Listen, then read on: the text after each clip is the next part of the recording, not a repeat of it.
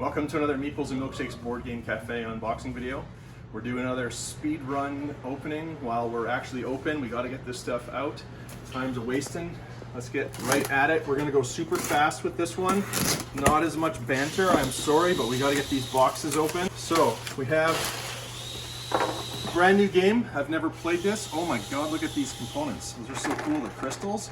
Crystallo. Have not played this yet. It is a one or more player game. Ages 8 and up, 30 minutes. Card game with some cool crystals. I wish I could tell you more about it, but I run out of time. I really gotta go. We have some Dungeons and Dragons Dungeon Master token set, so you can see the tokens that are in there. So this is for a DM to keep track of conditions that are on characters and initiative stuff as well. So we have 2 of those. So this has been the most popular of the token sets. They also make token sets for all the classes, but we haven't brought those in yet. We have here a Spirit Island Premium Token Pack, which has, well, premium tokens. Those are pretty nice, eh? Look at that. So, if you like Spirit Island, and I know the person behind the camera does, yeah, there we go. Premium tokens. Next up, Elysium, maps for Terraforming Mars. Pretty much my favorite game. Love it. Elysium, 2 maps to play with Terraforming Mars. Then we have 2 copies of Harry Potter's Hogwarts Battle, a cooperative deck building game. I've played this. It is a lot of fun. You're going to play one of the heroes and try to defeat the bad guys, of course. Really like the cards, and the components are good in this game as well. And I do like cooperative deck builders, and End is another good one. Very light and easy to learn, and still a very good game. Multiple chapters in this one.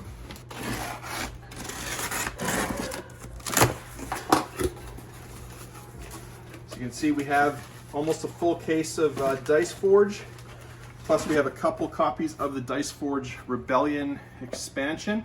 Cheryl is a huge fan of Dice Forge and also a huge fan of Dice Forge Rebellion. She says she'll always want to play with Rebellion if she has the choice. I have played it as well. I don't feel as strongly as her, but that's only because she's the big fan about Dice Forge and I just like it. It's not like my favorite like hers. Then we have 2 more of the Barenpark expansion. We've only had one of these in before, and it was taken right away. So glad to get a couple more of those in. We have more copies of Ticket to Ride Amsterdam, which is the newest of the express versions of Ticket to Ride. It's a small map in Amsterdam, and it's for 2 to 4 players and plays in 10 to 15 minutes, which I always find remarkable. I have not played this one yet, but it looks very fun. And then in here, we have Spot It. We're gonna have several of these little boxes of Spot It to open. There we go. So this is, I think, Spot It Classic, the original Spot It. It's a, oh, here we go. I gotta take the sticker off. There we go. Comes in this nice display to go on our shelf. I do like how they pack this to keep everything in good shape. This is Spot It, and inside you have a bunch of these circular cards, and there's going to be a couple of them face up, and you have to find the shape that is similar between them, and then you can grab it as fast as you can. It's very, very fun. It says there's always only one matching symbol between any 2 cards. Some nice math to make that work, but you can see the tin in the bottom of the box there that it comes in. So these are, it's a great filler game, a great warm-up game if you're playing a bunch of games at the library or at home. It plays in just a few minutes, and it's a lot of fun.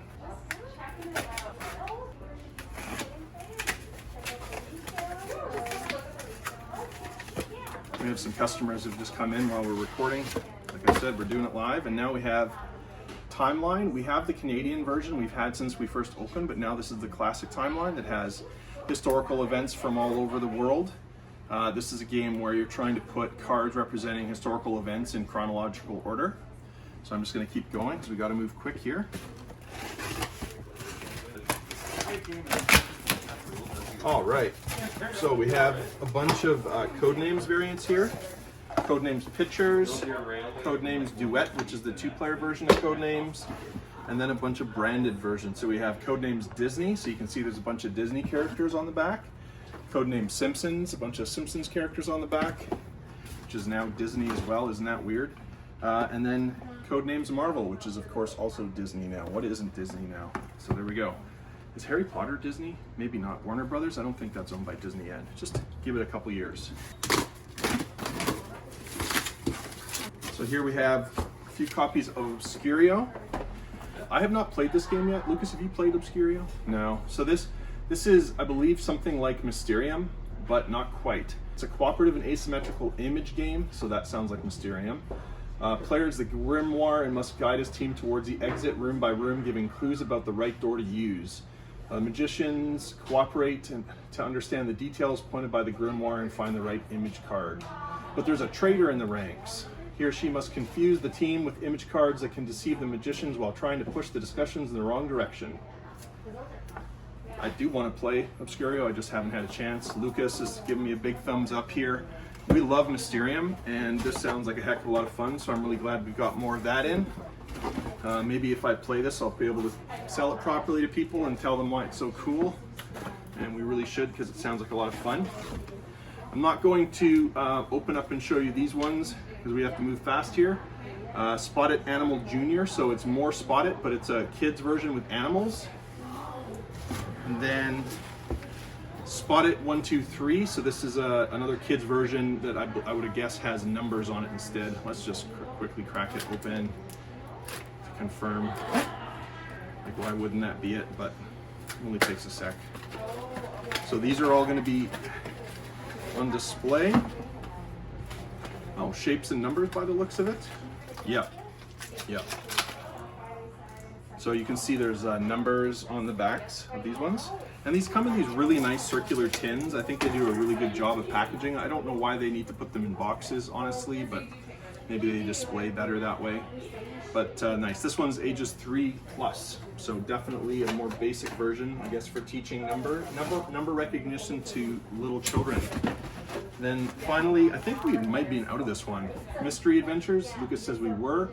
This is a unlock game. There's 3 different scenarios in it. Escape room scenarios. These are replayable, and a box of these is $33.99, I believe, $33.95 maybe. Plays 1 to 6 players, so definitely a good solo game as well.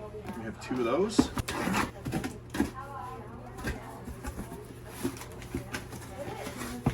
Excellent. Okay, so Hues and Cues we were sold out of.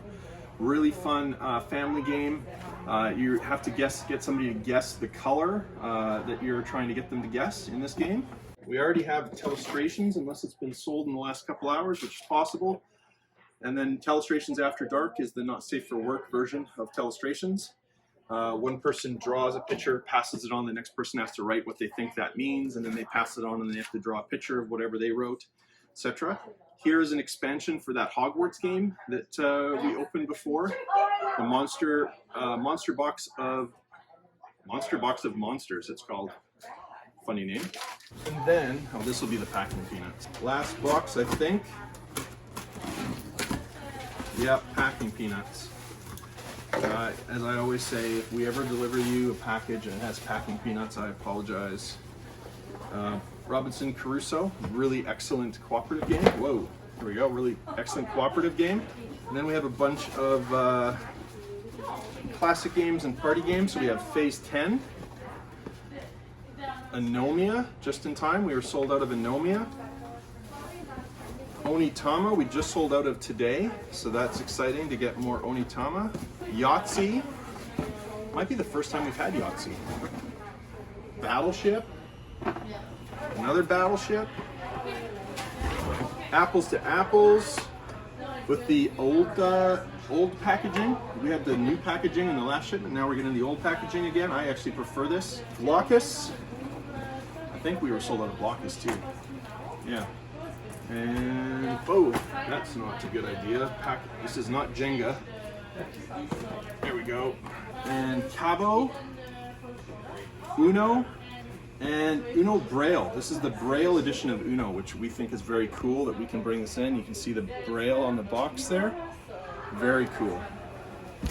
And then more Uno Cabo, Uno Braille, Phase 10, and that is it. So, put all these back. Now we got to sort all this stuff out, get it out on the shelves. Thanks very much for watching our epic speed run. While we're live, we have customers and friends showing up in here. I hope you're able to hear us clearly enough.